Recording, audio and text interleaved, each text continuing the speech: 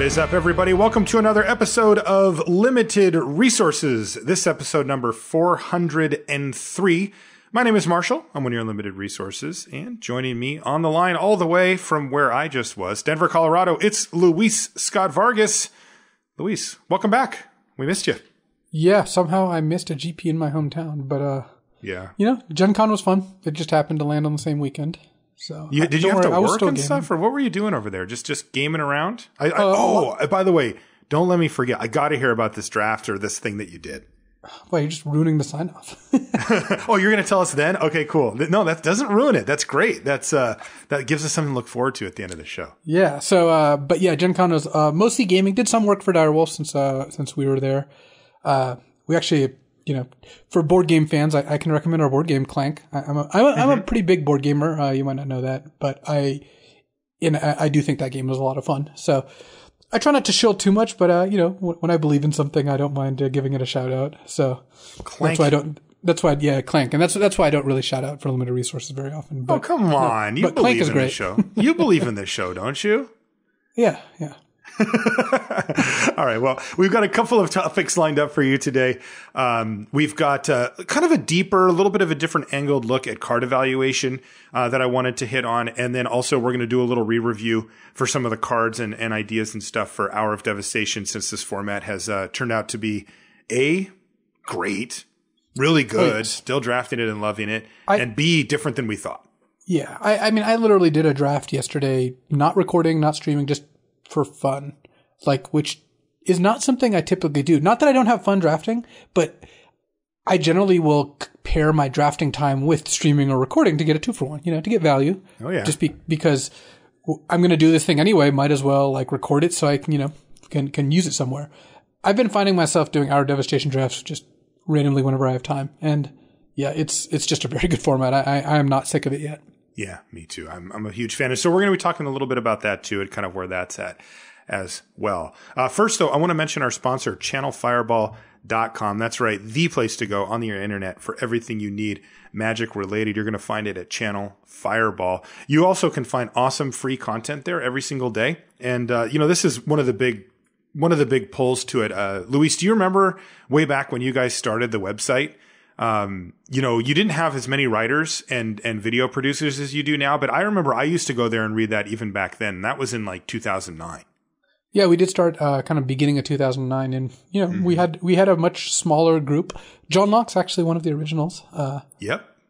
I used to read his stuff. I remember. Yeah, he wrote some good ones. And we have a much greater variety now. We have a bigger stable, but I like to think that the core mission statement hasn't changed, which is good free content. And that's kind of always what we've been about.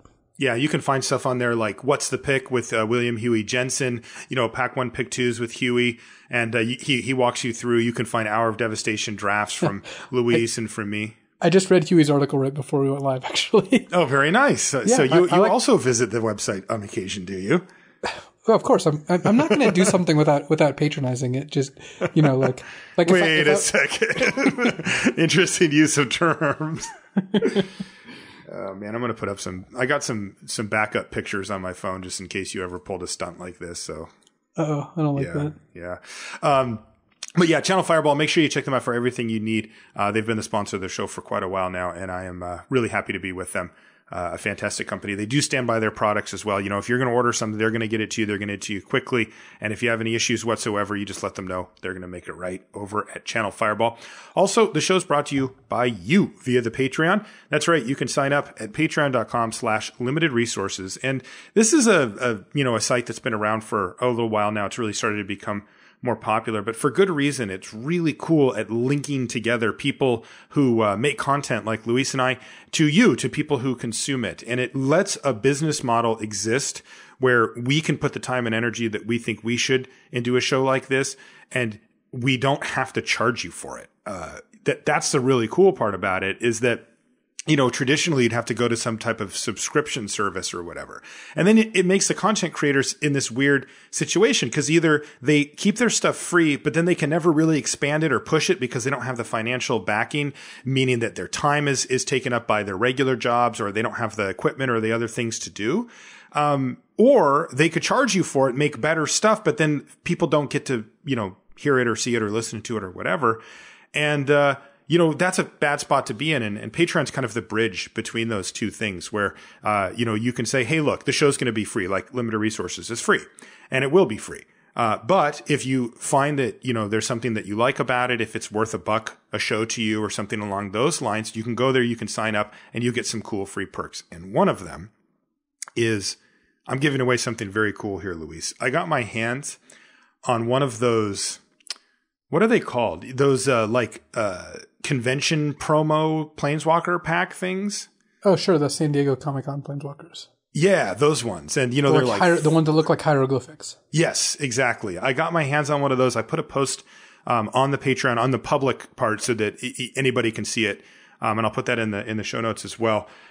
With that, it's like it comes in this big box. I actually was going to open it up so that I could put a picture of it up, but I realized it's in this like special cardboard box and all this stuff, and I couldn't get it open. Like I didn't want to, open it up because the person who gets it, I'm giving that away. I'm going to give that thing away next week on the show to anybody who's a patron. You're going to be entered by that time. So again, if the show, if you've gotten some value out of it, if you feel like you've won a couple of extra booster packs or whatever, you can do any amount you want on the Patreon. There's different levels for it there.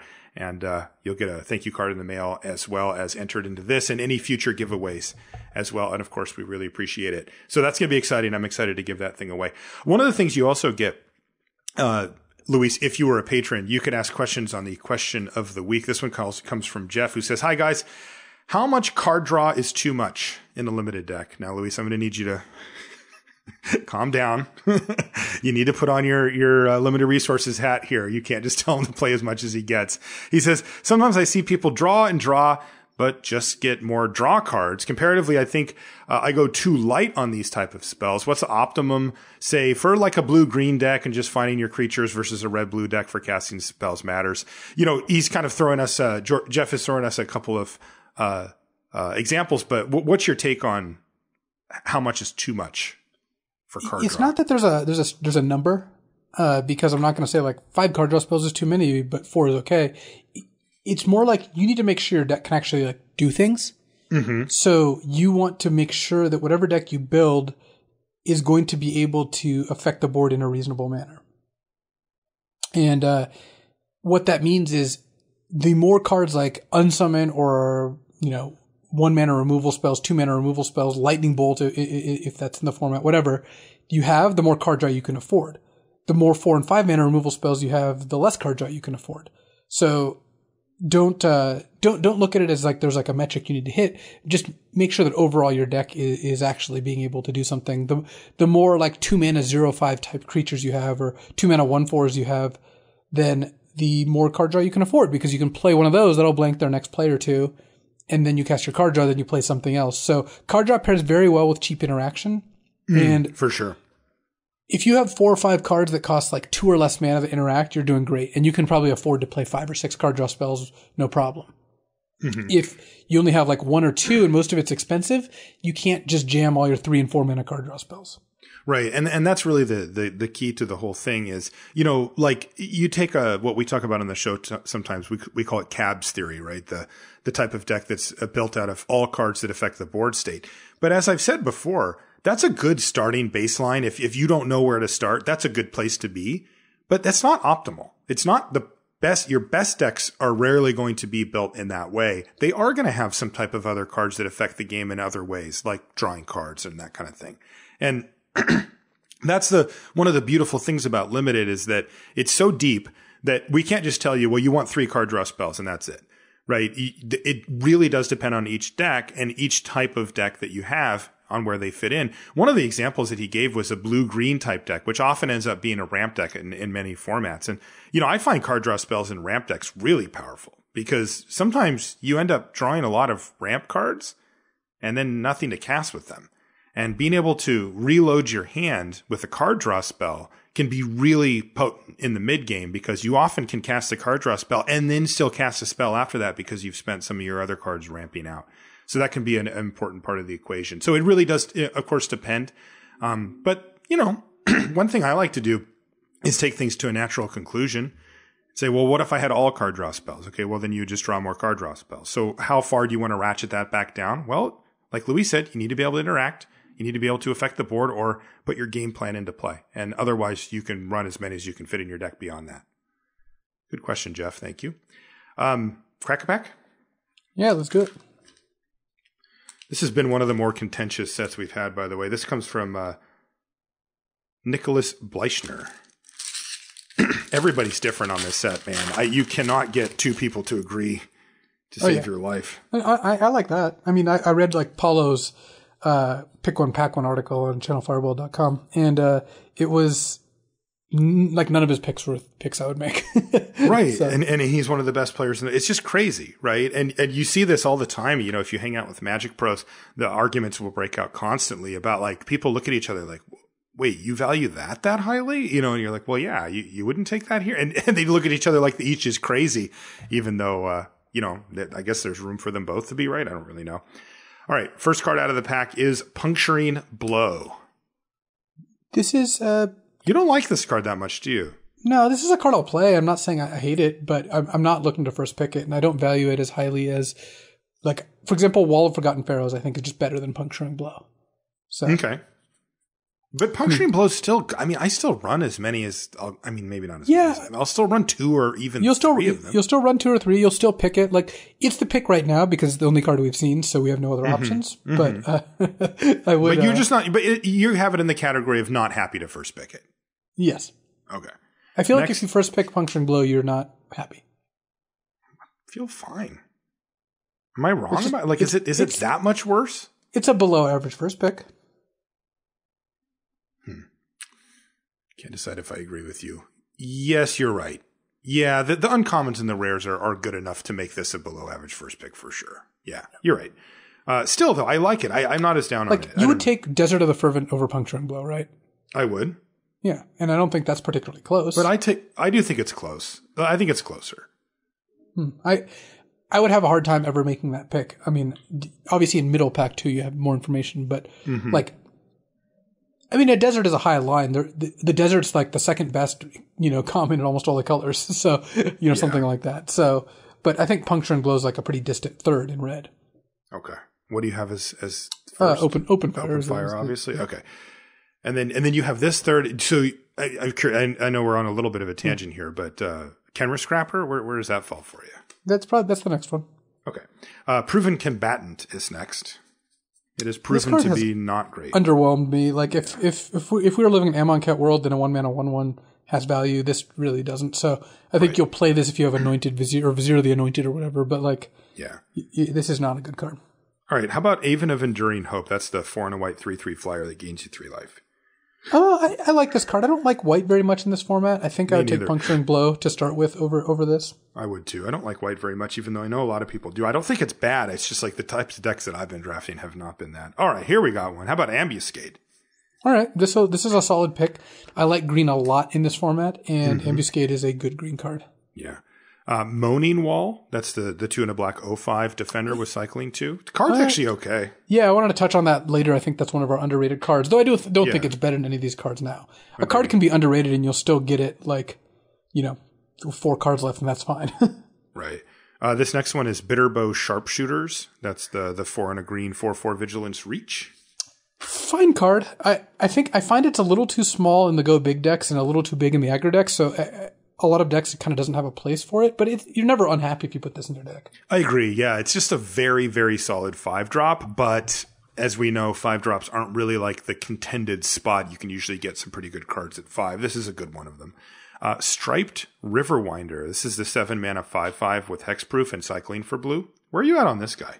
I'm a big fan. I'll always run it, and I found it to be a very effective kill condition that also can just cycle early. And I like it. I do too. I like it a lot. I like Ambuscade better though. Yes, I would take Ambuscade over it. Same. Ruin Rat. This is kind of the definition of filler. Like, this is replacement level. I'm the 1/1 Death Touch for 2 that when it exiles a card when it dies. It's just not a card I'm excited about, but a card I will play a lot of the time. Yeah, speaking of Steadfast Sentinel, that's the 3 and a white 2/3 with Vigilance and Eternalize for 4 white. Yeah, even worse. I'm not. Yeah, I just have not been impressed with it. Yeah. All right. Well, our last common, we did get a desert. It's Desert of the True, which is the one I'm usually least excited about. Yes, the white desert. Right. I like Ambuscade over it. I would take Ambuscade over the White Desert. Yeah. So I'm an Ambuscade right now. All right. Ooh. Oh, God. All right. Here we go. This is a good pack. Farm to Market. So farm is... Yeah. I like Farm to Market. Two and a white, destroy target attacking or blocking creature. And then it has Aftermath of 2 and a blue, draw 2, discard 2. Right. It turns out this is a better Sandblast on the front side, and Sandblast is fine. And casting Market is often going to be +1 card, if not +2, just because you find cards later that you don't really need.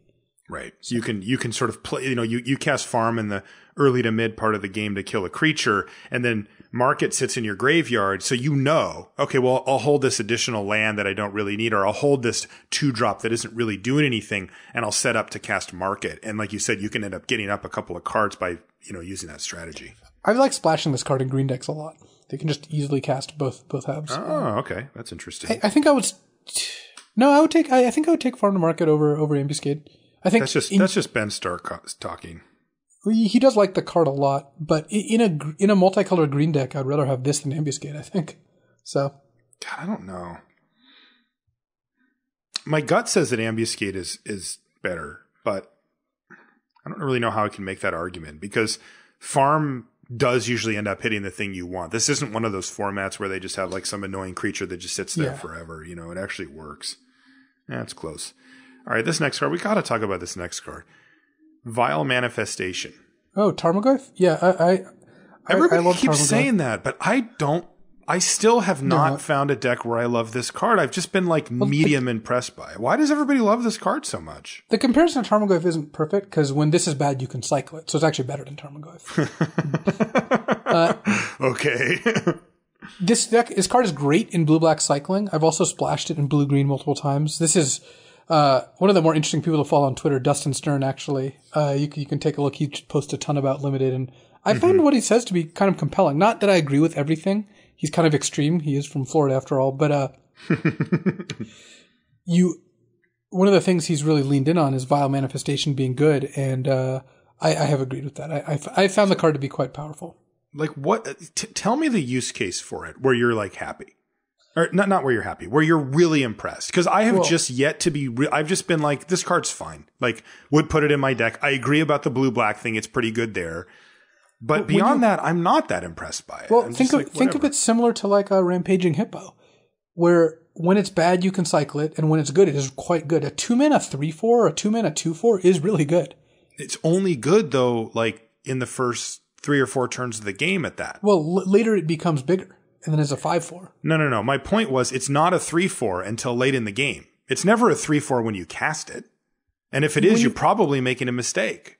When you cast it on turn 2, it could easily attack for 2 damage a turn or 2 later. Yes, 2 I think is the natural peak at that point. And if you go cycle, you're probably making an error, right? Just to get it to 3 or 4. It dovetails with the cards that I tend to value highly, which is Deserts, Striped Riverwinders, Rampaging Hippos, Greater Sandworms, all of these cards. Stinging Shot, these are cards I just like to have in my deck. So Vile Manifestation, ends up being pretty substantial. And then when it's bad, you can cycle it. That flexibility is just not... See, that's the thing I like about it. It's easy to underrate. And I've been very impressed with it. I would still take Farm to Market here. Okay. But I think Vile Manifestation is probably the pick after Ambuscade. Okay. See, that's where I have it too. We're in a similar spot, but I just stopped short of saying I'm really impressed by it. Sure. You know what I mean? I've just been Ambuscade, this is a card I'd like in my deck. But I'm saying it's fine. You think it's good? Yeah. I think it's good too. I just not people seem a little enamored with it, and I'm kind of it hasn't really been that great for me. It's just a fine card. Oh God. Well, we can stop talking about Farm to Market, Vile Manifestation, or Ambuscade. What's the best uncommon in this set? Best uncommon set? Yes. Sand Strangler, Ominous Sphinx. Nope, Sand Strangler. You got it first. That's in this pack. Yeah, well, I would take Sand Strangler here. Yeah, me too. Pretty easy. Okay, well, I got a contender. Yeah? Oh boy, this is a sweet one. This is Godpharaoh's Gift. Oh, I would take Godpharaoh's Gift. Over Sand Strangler? Yeah. It's a 7-mana bomb, but it's colorless, so you don't even have to end up in a specific place. Even though it's best in green, because Oasis Ritualist is a nice little combo. and you get to it goes well with all your cycling stuff. So oh yeah, it just goes well with everything. Yeah. Yeah, I would take it too, but I'll be honest with you, Luis. I'm looking at it and I'm wondering if we ran the simulation a million times, do you think Sand Strangler ends up winning you more drafts than Godfarrow's Gift? No, I think Godfarrow's Gift does because it relies on a lot less conditional stuff. That's 7 mana. It is 7 mana, but I think this is a format where you can play 7s. No, I know. I'm not arguing that you can't play it. I'm saying if we're going to put it up against Sand Strangler. Sand Strangler, you have to get deserts. And yes, we prioritize deserts, but so do other people. You're just not getting 6-pick deserts very often anymore. That's true. All right. Well, I would also take Godfarrow's Gift because the card is just too good, and I want to play big, slow, rampy, multicolored decks, and Godfarrow's Gift's a great pick for that. Okay, let's get into the first part of our topic here, which is that I just wanted to take I was thinking a lot about card evaluation over the past month or so because so many of our evaluations have changed in Hour of Devastation, and I kind of wanted to hammer a point home that I've been thinking about a lot and also give a couple of examples for it. So, when we, Luis, when you and I evaluate cards on the show, we don't really put a blanket judgment on them, right? Like when we're doing the set review? No. We give them a grade, but we really qualify it, Yeah, we try to say what are the situations where this card is good? What are the situations what would make it better or worse than what it looks like? Why we think it might be good or bad. And then a grade to use the term punctuation mark to kind of emphasize that overall, keeping in mind all the good and bad parts about the card, we think it lands around this level, whether that's A, B, or C. Yeah, and the cards that end up being bad, in air quotes, are usually they're very narrow, or they don't come up as relevant options that often, or at least often enough to warrant our attention. That's kind of your classic, we would call that an unplayable or an F or a bad card. But when cards, when and how these cards underperform can often lead to misevaluations. We talk about best case scenario mentality on the show. It's a flaw that many players carry with them into every card evaluation, to be honest. And it's the idea, that you judge a card solely based on how well it can perform. What's its peak? What's its best case scenario? Rather than considering all the possible scenarios, or like we try to preach on here, the average case scenario at the least. So you look at a card and you say, well, it could be really great. Or it could be really bad, or in some cases it could be in the middle. And, a lot of cards fall into different categories and not into other categories for that. So that's, one thing that we talk about on the show all the time. And when you actually go to consider a wider range of scenarios beyond, well, this card is amazing, it won me the game. You have to be willing to look at a time when the card's just okay, or when it even underperforms. And that's the hard part, I think, for a lot of people to see. Sometimes it's easy. Sometimes the cards just don't do enough, right? You're just you look at cards Seer of the Last Tomorrow and Claim to Fame or Dagger of the Worthy, and they just kind of don't do a lot when you play them. You put them on your creature, you put them on the battlefield, and they just don't really affect the board or the game in a meaningful way. And so, you often don't end up including them in your deck. And, these are examples that are relatively easy to see because they're just straight up not pulling their weight. But a card like Crash Through or whatever, you might look at that and be like, well, it's not really doing a lot. So during deck building, you just don't put it in your deck. Right. And there are some places where you want it. Yeah. And that's not particularly hard to see. Right. You can see that it's low cost in terms of this draws me a card, right? This replaces itself. But you can also look at it and be like, the effect I'm getting is not worth a card slot, not worth the increased amount of flood, because having just cyclers that do nothing, make you flood out a little bit more because they're taking up a spell slot, but they're not really there. Mm-hmm. And you can also see I actually have to spend mana to cast this. So, it's just, that's a card that you can see. I think people can pretty much get on board with this isn't free, and I understand why I shouldn't put this in my deck.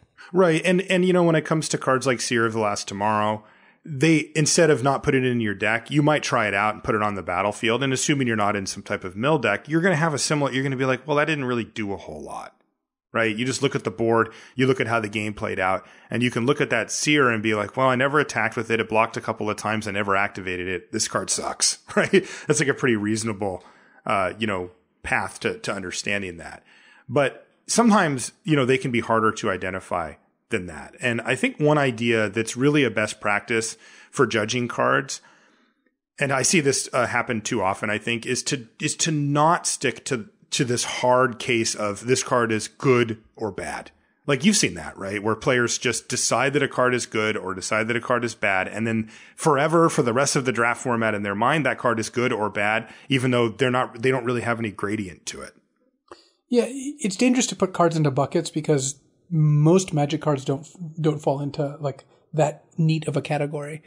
Right. There are cards that are close, like a B+ in some decks and an F in other decks. Mm-hmm. And, you have to know. And so a card like that, like Cartouche of Zeal, right? The red Cartouche. Yeah. ++1, haste, make a creature can't block. That's an F in some decks. In some red decks, just straight up F. And in some decks, it's like a B because you're like, I would play up to 5 Cartouches and they're very good in my deck. Yes, that's a great does that make Cartouche a good card or a bad card? Like, if you're just calling it a good card, you're kind of doing it a disservice. It's not good in like a third of the red decks. Right. But it's also clearly not a bad card because some of the decks really want it. It is contextual and it is hard to it's hard to summarize that in a grade. I mean, this has a lot to do with how our reviews go. But we try to talk about the situations that make it good or bad. And what we tend to do, and I think this is useful, is we give it a grade for the situations where it's good. Mm-hmm. We say, like, this 2-mana 2/1 with evasion, is good that can't block, let's say, is good, like, there's been like 2-mana 2/1, intimidate can't block was an old card from Champions. This card was clearly bad in control decks, clearly very good in aggro decks. We would give it like a C+, maybe a B-. Yeah. Because we're like, this card's great in an aggro deck. You want it on turn 2, it's still good on turn 7. Yes, but if you're drafting a control deck, get that thing out of there. It's not that great. Yeah, exactly. So it's tricky when you're trying to evaluate cards because, and this is one of the reasons Magic is such a great game, you're not able frequently to just say this card is good or this card is bad. You should say like this card is good if, this card is bad if. Right. And the truth is that most cards have a scenario where they would be or could be good or at least playable. And, the truth is you should have high standards for the cards that you play and put into your decks. I mean, we talk about that all the time. I don't like it when people are like, oh, this card's fine. I'm like, no, you only get to put 23, 22, 24 playables into your deck. You should be very scrupulous about which ones you decide to actually put in there. So it's not a bad thing to try to be picky about the cards that you put in, but it is a trap. It really is just a trap to just label the cards as good or bad and then just never reconsider that again or never put it into different contexts. If you find yourself doing that because, it's laziness or just, you're not really like in a habit of looking at cards in different lights, you're probably leaving some value on the table because you're going to end up putting cards in your deck like Luis described where they don't really fit. And that really does hurt your deck significantly. Go ahead. Well, I was going to say that what this kind of dovetails into is I can walk us through the process of how we evaluate cards. I think that kind of shows you what our mindset is when we're looking at cards. Do that. The first thing we do is we look at what are cards in the past that have this effect. Like that's the easiest way. You have actual proof. That can be tricky, and that's, I think, one of the things that actually kind of got us into trouble in this format, but it's still a good place to start. Mm-hmm. And some of these effects, like Open Fire, 2 in a red, instant, deal 3 damage. Like, where have we seen that before? We know that this card is good. It has been great when it costs 2. It's still good when it costs 3. I mean, to go back to Champions of Kamigawa, one of the first sets I drafted well, arguably, it had Yamabushi's Flame. This is 2 in a red, instant, deal 3. You know what? That card is good. Mm-hmm. When I see Open Fire 10 years later. How about M11? Yes. When we see these cards 10 years later, we're not like, what does this do? Let's go back to the fundamentals to reevaluate. It's like, we've seen this card a million times. Almost every single set has a good red common that deals damage. Yes. And we don't have to spend a ton of time reinventing the wheel. So that's step 1. What are analogs, right? What are cards that are like this that have been good? Step 2 is like, what is this card trying to accomplish? In what situations does it shine? And there you look at a card like Oasis Ritualist, which shot up in our ratings because of this format tricked us a little bit, but, and I think that was true for a lot of other people too. But 3 and a green, 2/4 that taps for 2 mana of any color, like, when is that good? It's like, what if you're casting cards that cost 6 or 7 that are of many different colors? Yes. Wow, that looks great when you're doing that. Yeah, it's a good blocker. It ramps you. It fixes you, all of this stuff. So you get to look at that and you get to say like, oh, okay, that's what it's trying to do. And therefore we should look at the situation where it's good and how good is it in that situation? And the answer is it is very good when you do this. When you look at a card like Vile Manifestation, how good is it in a deck with a lot of cyclers? Well, it's very good. And you end up figuring out that Vile Manifestation maybe is better than it looks because it doesn't look very good. 2 mana 0/4s don't look all that impressive. You can also look at cards like a Cunning Survivor. Or actually a good example is the Grizzly Salvager, the 2/3 that gets +2/+0 when you cycle. It turns out when that card's good, it's still not that good because it still just trades for a lot of things. Yeah, that's right. Whereas like Cunning Survivor becomes unblockable. Heckma Sentinels gets toughness. So those actually pan out. Whereas the Grizzly Survivor, or whatever its name is, Grizzly Salvager, is just not that good. Even when it's doing the thing it's supposed to be doing. So you end up not giving it a very high grade. And then you look at how often are you going to do the thing? That's also hard to tell because when we're evaluating cards, we don't know the context of the whole limited environment. Other people don't either. When you look at a spoiler, you don't actually know how the format's going to play out, and you have to try to figure that out. But you're like, how often can I get 6 goblins in my deck? How often can I get 12 goblins in my deck in a tribal set? When you have a card that's like +1/+1 for each other goblin. Well, in some sets that would be really, really good. In some sets it'd be really, really bad. Totally. How often can you get enough goblins where this card does the good thing? Right. And you might be able to figure that out. So once you've figured out, how good this is when it works and how often it's going to work, you can look at when is it going to be bad. And a creature like a Nezumi Cutthroat, that was the card I was talking about earlier, 2/1 Intimidate, can't block. Well, this card's really bad when you want to block. Right. When you want to block, when you're in a control deck that needs its 2 drops to play defense, clearly this card's really bad. Right. And you don't want this in a deck that wants to block. So you can analyze that with that in mind. And what is hard, the hardest part about card evaluation is when you're dealing with a novel card, something new, something you haven't seen before, and you're not sure what the context of the set is, and it's very context dependent. Because cards like Open Fire are dependent on context, but they're not that dependent. You just know this card's going to be good. It would be really hard to imagine a set where Open Fire isn't good. Right, but again, one of the things that pops up is like, is red good? Yeah, that's another part of the context. And I think it's really hard to tell what colors are going to be good or not just by looking at the spoiler. Very difficult, yes. So I'm suspicious of people who can just nail it because the color grades fluctuate throughout the whole course of the set. We even have people now still disagreeing on Hour of Devastation cards. Oh, tons of them, yeah. So, and in color rankings, Martin Yuzo wants to take Catchers of Ender first pick because he likes white, whereas, Huey wants to take Torment of Venom because he thinks black is better than white. And Martin thinks black's the worst color. And these are two, platinum pros who are playing at Worlds. Yeah. Two Hall of Famers. Two Hall of now, Famers, actually. yeah. So we're not talking about trivial things here. So the context is the hardest part. That's the part you're least likely to get during set reviews. And we're going to try to prepare you for that as best we can. We try to evaluate as best we can. But no, we don't know which color is best. We don't know that red wants to be aggro necessarily. Sometimes the card file, you look at it and you're like, wow, clearly white is aggressive in this set. It's got 2 different common 2 drops, 2 pump spells, a removal spell that's good at when you're attacking, like in a low curve overall. Okay, white's aggro. But sometimes it's just not entirely clear. Like blue in this set, in Hour of Devastation, has Spellweaver Eternal. That card's pretty aggressive. Has Cunning Survivor. That card can be aggressive. Yeah. It has Unquenching Thirst. Yep. It's got Aerial Guide. That card is aggressive. Right. But it also has good cycling payoffs, Tragic Lesson. Like, it has cards that are good when you're not playing aggressive decks, Countervailing Winds. So where do you end up? And the answer is blue can actually do both reasonably well, but sometimes that won't be the case. Sometimes one of those two things will be a trap. Right. So basically, evaluating cards accurately is hard. We certainly get it wrong all the time. I mean, I think that it'd be foolish to claim otherwise. I don't think anyone is just right all the time. And, there are common things that can trick us. Like, we'll talk about how we got tricked for Hour of Devastation, because I think some amount we did get tricked.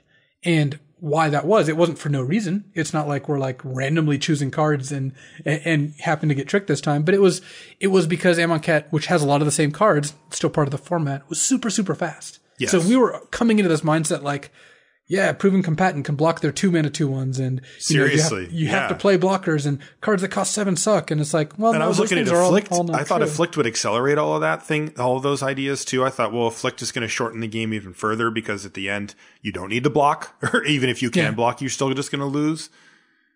Yeah, and it ended up not really being the case, even though there are aggro decks clearly. So what you do? So that is how we tend to evaluate cards. To sum it up, we look at previous cards that have similar or the same effect, because sometimes it's just literally the same.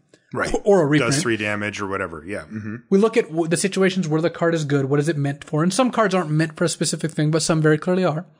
We look at the situations where it's bad, where you wouldn't want this card.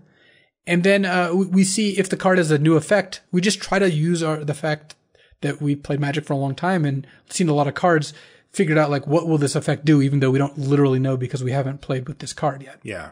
And usually we're pretty close. And, the thing I want to focus in on for this, right? So you've got this big picture are the conditional difficult cards that are hard to evaluate when they're bad. Because, one thing that I see from people a lot is they'll look at a card, they'll put a card in their deck that they think is good. Like, how I said, like, it's kind of a trap to just assume, well, a card's good or a card's not.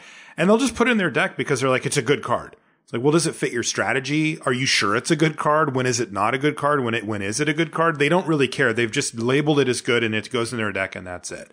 And, when I see that, one of the things that you'll see is kind of this, it's kind of like a sneaky bad card. Because sometimes these cards are conditional or, when you do cast them, they're great, but if you can't, they're not, or they're expensive and they just sit in your hand, or, they really need a specific spot to be cast to be good at all. And, sometimes we call these sneaky bad cards because it can be difficult to identify them when they're not performing because they didn't get the chance to perform at all, right? You didn't cast it. And, you may even think something like, well, I didn't even know if it's good or not because I never had a chance to cast it. But the trick is to make sure you're accounting for the uncastability of the card as part of the evaluation. Yeah. Does it cost 7 or 8 mana? Well, that's a downside to it, right? You have to hold that to the card, against the card, right? You can't just say like, oh, well, I don't know if it's good. I never got to cast it because it costs 9 mana. Like, well, that's a problem. Is like card like Magmatic Chasm, right? All non-flying creatures can't block this turn. Mm-hmm. Like when you cast that card, you're going to win the game a lot of the time. Yes, but it's also going to sit in your hand uncastable because there's nothing you can do with it a lot of the time as well. Right. And I don't know if you've ever seen this, but they used to send out these emails from Magic Online. I think they still do. That's exactly what I was thinking. Were you thinking that? Yeah. And they'd have like these, what was it, like cards that were first picked and they were in a winning deck in an 8-4 or something like that. I can't remember exactly how they broke down the data, but it was like cards that people first picked and then went on to win the draft was the data point. Or no. So that was one thing they did after. It was actually before that. And it was one where it was like, cards that led to the most wins or whatever. When this card was cast, you won. Yeah. And it was looking at when a card was cast, how often did you win? And cards like Magmatic Chasm and 9-drops like Plague Wind scored really high. Cause you know what? Yeah. When you cast that card, you win. But, yes. What this data didn't analyze was how often do you have this card in your hand uncast and the bot never sees it. Exactly. And has no idea that like you've been sitting on this Magmatic Chasm, but you've been on the back foot all game and you lose, or you never hit 9 mana to cast Plague Wind and you lose. And it's like, right. These are cards that you lost the game because of them, but you couldn't tell that. It was hard to know that. Right. And I love that Magmatic Chasm as the example. Again, Luis mentioned it. It's the one that makes it so that non-flyers can't block. It's like, 1 in a red or whatever. And that's a perfect example for this type of card where, let's say, in week 1, you play against somebody at the local shop and you've stabilized the board and you're like, okay, thank God I got behind early, but I've managed to keep this board on lockdown. And now I've got 2 card draw spells and a bomb in my hand and I'm going to win the game. And then they go Magmatic Chasm, kill you. And you're like, oh my God, that card's insane. Like you look at your hand, you've got your bomb, you got your card draws, but you had it. And then they stole the game from you.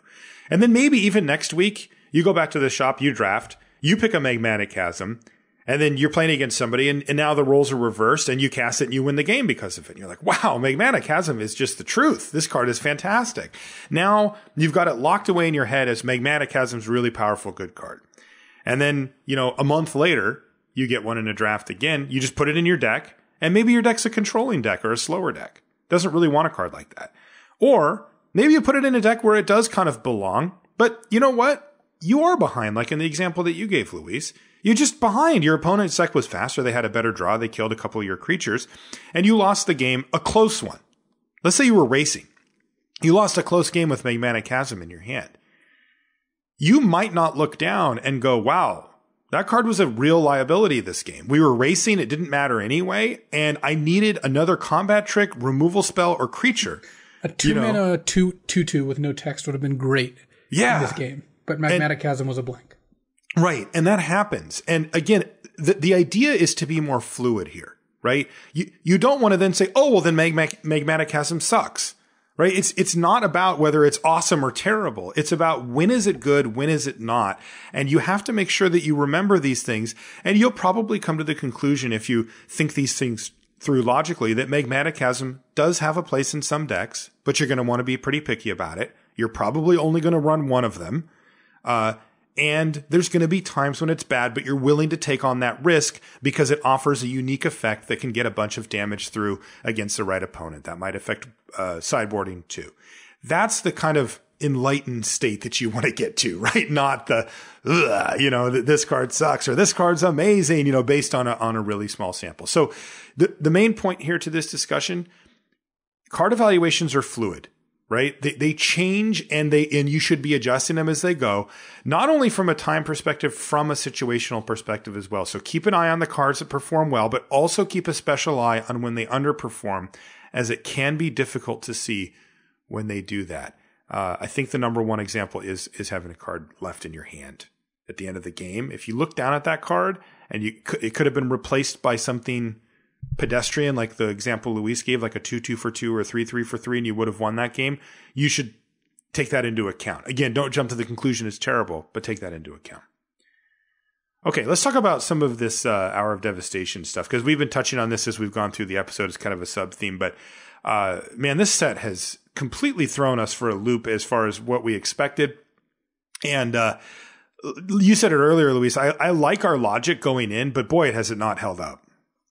Yeah, so the reason that we, I think, got a lot of these cards wrong is because we overcorrected for how fast Amonkhet was and looked at Hour of Devastation through that lens. Some of these cards I think were just hard to evaluate regardless. I mean, I looked at Hour of Devastation through the Hour of Devastation lens and still thought the format was going to be fast. I mean, they brought back Exert even on some aggressive creatures, and they added Afflict. I thought, well, that's just more of the same. It looked like a lot of that was going to come through. And then some of these cards are just kind of weird novel effects that, it took a little bit of time to get used to. They all have, a lot of them have cycling, because the power of cycling has finally come out. And that was especially tricky because cycling wasn't very good in Amonkhet. No, and it took us a while to latch onto that too, that taking 2 mana off in Amonkhet was very punishing. And we're here, we're a little shell-shocked, right? We're a little bit, looking over our shoulder from being in Amonkhet. And honestly, it could have carried over from Kaladesh block too, which was very fast. Yeah, Kaladesh was a more B-dent oriented block than it looked like at first. So the first card I want to put on the list is the Deserts, which not only were we high on to begin with, everyone seems to have gotten the memo, but I'm still higher on them than I was to begin with, and I started high. It turns out Deserts are just like one of the premium commons in the top 2 or 3 of all the colors pretty much. And in some colors, I could see even taking Desert, I guess there's no color where I would take Desert above all the other commons, but they're really not far behind. It just turns out that having your lands having cycling, if you have 2 or 3 Deserts in your deck and your opponent doesn't, you just have a pretty noticeable advantage over the course of a long game. Yeah. Oh, and I mean, and we've hit on this before, but this is about basically using more of the cards from your draft that you've drafted than your opponents. Right. That's the thing. You get to use 26 of the cards that you drafted, and they get to use 24, 23. And you don't get flooded out. Right. And all of that is very important. But I think people have figured that out just based on how the deserts end up getting picked. Yeah, sometimes they still end up going late, though. It's really weird how varied that is. Yeah. I don't know. I still feel like people are just like enough people aren't like I've gotten deserts just way too late. Still. And maybe it's just a color thing. I don't know. If I see a 5th pick desert, I strongly consider moving into that color because it is that powerful. Yeah. See, for me, I'm already in all the colors, so I just take the desert. Wall of Forgotten Pharaohs is another one that jumped up, partially because this card has ended up being good in aggro or control decks. It turns out that 2-mana 0/4 can actually block effectively. And in aggro decks, if this is an unblockable 1 point of damage a turn, maybe a little more if you combine a Dauntless Haven with it, that's also pretty good because, you should have deserts in your deck, right? Because you're picking those pretty highly. Yeah, for sure. And it can be really annoying, right, to be on the wrong side of this card because, like, you can have stabilized the board pretty well and then still just look at this Wall of Forgotten Pharaohs and think, God, how much am I taking off of that thing? You're at 7 and they have that out in play. You don't feel like you're winning. No, you don't. And 4 toughness is a lot. Like, Torment of Venom doesn't kill it. Open Fire doesn't kill it. It can be really annoying card. Even like you said, even if you're an aggressive deck. Speaking of 4 toughness creatures, we kind of already touched on it, but Oasis Ritualist just turns out to be exactly what you want. I think it's the best green common. I think it's better than Ambuscade. And it's so good. It is. And do you think it's better than Ambuscade at this point? Yes. Okay. Because I don't think people. I see it go way too late. Yeah. Like I feel a visceral feeling of relief whenever one of those comes to my in front of me on the screen. I'm like, thank God. You get one of those like 5th pick and you're like, yes, we are did it. Yes, exactly. Because it just opens up all the opportunities. And I often start off in not 4-color or 5-color green. And then an Oasis Ritualist just puts me right into it. Because I'm just like, well, now I can just do everything. Yeah. And it has just been kind of like it has been the engine. I mean, Gift of Paradise from Amonkhet can, hold you over. It is a good, decent replacement, but Oasis Ritualist is where you want to be. Another pair of cards, which I really, really like. Rampaging Hippo, that's not very controversial. The card is just very good. A 5/6 Trampler with cycling just hits all the notes you want, where you can cycle it when you don't need it, and it's actually pretty sizable when you do. Yeah, you kind of compared it to the worm, right? To the greatest. Yeah, and I think Greater Sandworm is also quite good now. Yeah, like that card got a new lease on life. The truth, though, right? I mean, Hippo's like right where you want to be with all this stuff. You feel like you're getting a good deal when you're casting it, which often on cycling cards, like Striped Riverwinder, you're paying a premium. You're paying 7 mana for a 5/5, and you're like, yeah, I'm doing this because the cycling aspect is really good. The Hippo, you don't feel that. You cast it and you feel like, wow, this is a good card. I would put this card in my deck. Yeah, totally. And it for whatever reason, it seems to match up well with the format. Like the 6 toughness does take it out of range of cards like Puncturing Blow, Hour of Devastation, like just random stuff that it's just like, oh, this survives that. Nice. And for whatever reason, that little bump probably also helps it out. Similarly, Vile Manifestation, for the reasons that we talked about earlier, we kind of already went over it. It's just a big creature enough of the time and can cycle when you don't need it to be that. Countervailing Winds is another card. I think it actually, we'll see in the Sunset Show comes around. It's leading, it looks like it's going to be my most drafted card because I just like having of those too. 2 or 3 in all my decks because you can cycle it when it's bad and it's a hard counter when it's good. Yeah. And the cool part about it is that, cycling works so well with counters in general because you just pass the turn and you're just like, go. And then you get to have like this huge amount of decision making power over whether you let the thing resolve or whether you cash it in for a card. And, it lets you use your mana either way. A trick I've used a lot of times is turn 2 Seeker of Insight, the looter from Amonkhet where you have to play a spell. Turn 3, Countervailing Winds, in response, loot to get a card in your graveyard. No, that's great. I haven't done that. Oh, that's cool. I love that. I've had that happen a bunch of times. Yeah. Also, like you said, it's like a hard counter late. For whatever reason, like I'm not necessarily playing a ton of like cycling centric decks. I just end up with a bunch of cards in my yard and it ends up being 5 or 6 in the mid to late game so often that I just do consider it a hard counter most of the time. Why does that happen? I'm not talking about just in like blue-black. Games also just happen. You end up like you have deserts in your deck because, you draft those highly, you just trade off cards, you're splashing for removal spells. You just have enough cards in your graveyard, and the cards you care about countering the late game are expensive ones. They're not 2-mana cards very often. They're 6-mana cards. Yeah. So maybe it's like the ramp spells too, like I'm casting Beneath the Sands. Yeah. Another fine card. And then I also want to talk about Moaning Wall. Since, look, I'm not saying this card's an all-star. I'm not saying I third pick it, but it is a card that I think you should play more often because 2-mana cycling is good. A cycling card powers up a lot of your other cards. And sometimes they have a 3/3 or a 3/1 or some ground creature, and you just play a Moaning Wall and it trades for it. And that's more than fine.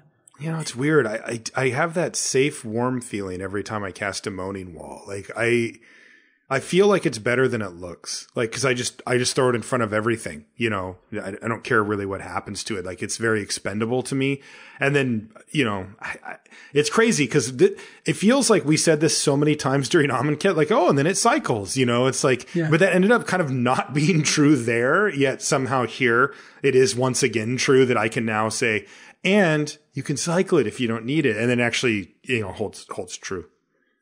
So that's like a lot of the cards which I feel like were initially underrated and now have really risen in my estimation. And yeah, I wonder like what have gone down, like the aggressive cards mostly. I'm much less prone to first pick like a Black-White Zombies card, like a Mummy Paramount is just almost not on my radar. Oketch's Avenger I think is fine. Like if you're drafting an aggressive deck, which clearly they do work. I'm not sitting here saying you can't draft aggro. These cards just, I prioritize them less. White cards in general, I'm loath to first pick a white card. I like drafting blue-red spells. I like drafting various blue-green or blue-black or blue-black-green control decks. But the white-based aggro decks just have not worked out as well, and white does not lend itself to control decks at all. So yeah. One of the cards that got better for me was Riddle Form. And I was a pretty early adopter on blue-red as an archetype. I remember you were like really high on that like day one or whatever. Yeah, I wrote an article. Yeah, anyway, whatever. I really liked it. And Riddle Form was like a card that I had in like one of them and never really got a chance to see. But since then, I've really liked it. Like it fits the description very well for that type of deck. And I tend to try to prioritize that card in the blue-red deck now, where I didn't think I would have before. As for other cards that have gone down in my estimation, the kind of like dorky, smallish creatures like Harrier Naga has just not Naga fit. I was down on that card, I think, pretty fast, actually. You actually were. Yeah, I was still kind of fine on it, but it really isn't that. Like, so many of these black, Kenra Eternal, Marauding Bone Slasher, like, these didn't really hold up. Yeah, what are you trying to accomplish here? It turns out they just don't accomplish anything. It's kind of like Bitterbow Sharpshooters, but at least that card is relevant in the mid to late game. Harrier Naga just gets blanked pretty quickly. Like, it's a fine sideboard card if they're trying to kill you with 2/2s, but it doesn't even block Oketch's Avenger, trades for Spellweaver Eternal. Like, it's not like you're really doing it on defense either. So what about Frilled Sandwalla? Because I've never really been high on it, and now I'm really not. No, I don't like it unless you're in exactly like green-white beatdown, where I think it can be then it's good. Yeah, you're right. Then Appeal to Authority is a legit finisher, so green-white has legs, but Frilled Sandwall is pretty bad outside of that because you just don't want to spend the mana pumping it, and you don't even really want a 3/3 all that much. Same thing with like Sidewinder Naga, these type of. Yeah. Oh, what about Ronus' Stalwart? That's still a really good 2-drop, but that seems to fit that description that you just gave. Yeah, like I really like it in green-white, but otherwise I'm like, eh. Yeah, like your average green-blue deck just doesn't want Ronus' Stalwart in it. Your green-black deck. Like these decks aren't really looking to win the game that way. So Overcome has really failed. Me too. It just turns out these decks, it's not enough of a bonus, and the games and the decks don't lead themselves to games where this would be really good. So I've been pretty underwhelmed by Overcome. And, I have too.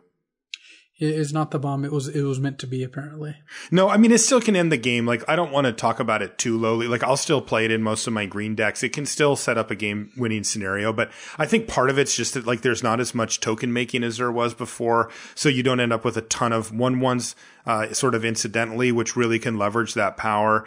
And the games go long enough and the removal's good enough that, like, they can put you in a position where you're not quite winning with it. And that's very strong. It's the boards just don't stall. The aggro decks can play these like pretty hard hitting evasive threats. You don't really need much to win with an aggro deck. You're not going wide. That's just not how it works. And then the removal and the late game cards are so good that the control decks don't stall at the board and win slowly. They just play the Rampaging Hippo or Striped Riverwinder and attack you. And you're not really, just sitting around doing nothing forever. Sunset Pyramid? Very up on this card, as you might imagine. Loving that guy, yeah. Oh, card's so sweet. I love every bit of it. And it's funny because I hope this doesn't lead us to overcorrect when Ixalan comes out. But yeah, this format ended up being a lot more dirtily than it looked. And that kind of opened the door for a lot of effects like that. Yeah, it's so good. I love it. I have been drafting it like you said. I've just been trying to get a draft in whenever I can. Look, I'll be honest. When Ether Revolt was out, every week I was asking you if it was time for the Sunset Show. I was just done. Oh yeah. And that hasn't been the case here, and it won't be the case. I anticipate I'll be drafting it until it's done, until we're over. And we may have an all timer on our hands here. Yeah, it's looking like that might be the case. So, all right. Well, why don't we wrap up the show there, because I do want to hear about your adventures in the weekend, but I know I have to get to the sign off to do it. So we'll cap it there. If you want to find us on social media, I'm Marshall_LR. He is LSV. Again, I'm going to be doing the big giveaway next week for the Planeswalker pack thing. So that's pretty cool. But you do have to be a patron, patreon.com/limited resources. You can be any amount on there, and you will be entered into that. I'll be announcing that on the show next week. I want to mention our sponsor, channelfireball.com. Make sure that you sell your cards back to them too. Like, you got to take advantage of this deal. If you draft like we do, you've got a pile of rares sitting there and you're not doing anything with them. Let's be honest. It's not enough to build a standard deck, yet it's also like worth something. So put them in an envelope, send them back to Channel Fireball. And if you want to trade them in, they'll give you 30% bonus. You can also just get cash if you want. But if you trade them in, I mean, that's value, and you can get more packs to draft further, or change them into something cool for, whatever your Canadian Highlander You can also deck. actually send the cards directly to me. Oh, you're grading cards for CFP now? Is that what it is? No, you don't get anything for it. You just send the cards to me. That's the whole deal. Wow, you really know how to sell them, Luis. I'm sure you're going to get flooded with cards now. But yeah, do that. That's a really good thing. Send them back to Channel Fireball through the proper means, not to Luis. That is going to do it for the show this week. Thank you so much for listening, and we will talk to you next week. All right. So what I did last weekend at Gen Con, you might think Let's Dump Vargas is just a fun diversion, a way to close out the show. Little did you know it was training me for my greatest challenge.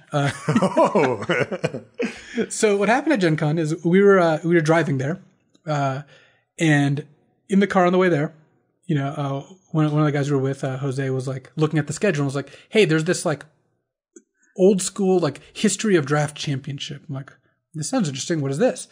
So it turns out there were 8 qualifying drafts, all of old formats. And the 8 winners of those drafts got to play in the draft championship. So the qualifiers were like Thursday and Friday. The finals was on Saturday. I chose to play Invasion Planeshift Apocalypse Draft. So you get to choose what format you want for the qualifier. It was like IPA, Time Spiral, Ravnica, Champions, Original Ravnica, Champions, Eternal Masters, Modern Masters. Holy crap, these are sweet formats. Yeah, it was just 8. Wait, you didn't take Champions? I thought about it. I love Champions, but I also really wanted to draft IPA, and I just picked the oldest format possible because I thought that would be the format people knew the least about drafting. Oh, that's smart. And you drafted that, right? Like, you're familiar with it and all that back in the day. Yeah, I got Huey to give me a crash course on that. He was glad to. He just loves that format. Oh God. So I drafted Invasion. I drafted IPA. I ended up winning, and I won my pod. And woohoo! So that qualified me for the finals. And what that was it was 8 players. It was packs of every set from Unlimited to Mercadian Masks. Which is what?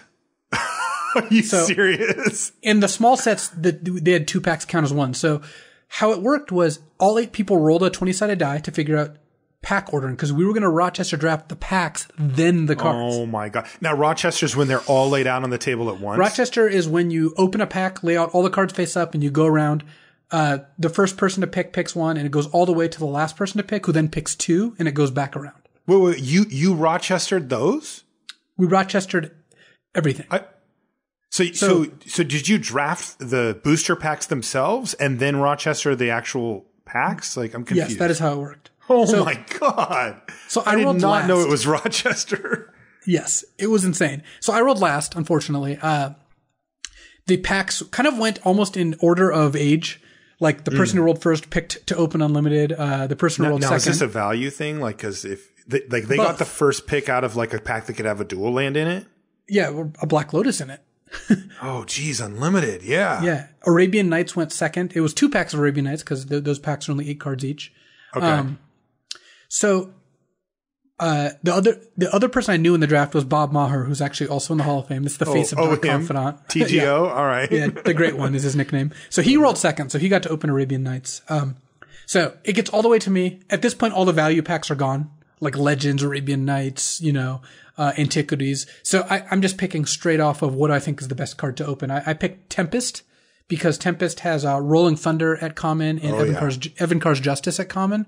Okay. Both of which I think are great. This is a red X, deal X divided as you choose, and 2 black deal 2 to everything with buyback of 3, both of which, fantastic. Rolling Thunder is so laughable at common, by the way. Anyway, yeah. So I took Tempest. I took 4th edition because 4th edition doesn't have any money cards in it. Again, all the value packs were gone, but it had a Fireball and Disintegrate and Lightning Bolt at common. So I'm just like, all right. Wow, I have Fireball and Disintegrate at common. Yes. So 2 Fireballs? What the hell? So I'm in for these things. And then because I was last, I actually got the last pick of the packs too, which was Homelands. Oh, no. Historically bad set. Disaster. So again, this is why Let's Dump Vargas has been so key in my training regimen. I didn't know I was preparing for this event, but I was. We started, because I rolled last, I got to pick my seat. So I picked to be in the 4th seat, to be in the middle. So I got the most mid picks and the fewest like first and last picks, but I think that's where you want to be for that kind of draft. Oh, I'm surprised. I thought you'd want the first and last, just because weren't the card quality so wildly varied back then?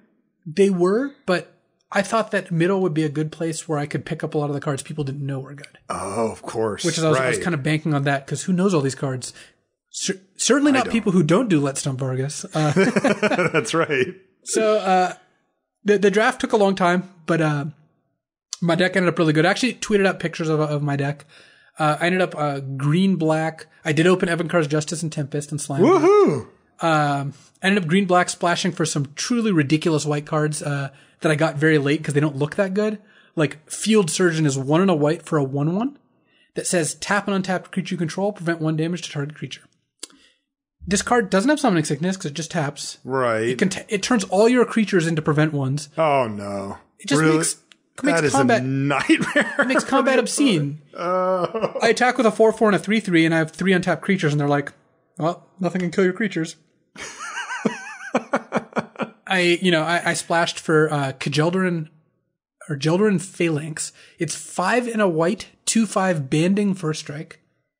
Banding. Oh, impossible to take down in combat.